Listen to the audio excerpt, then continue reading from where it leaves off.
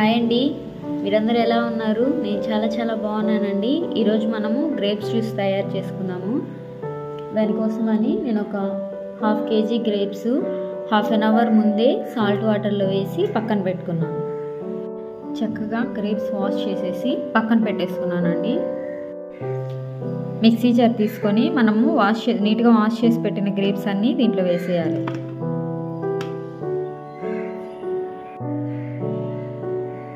Ice cubes add చేస్తున్నానండి.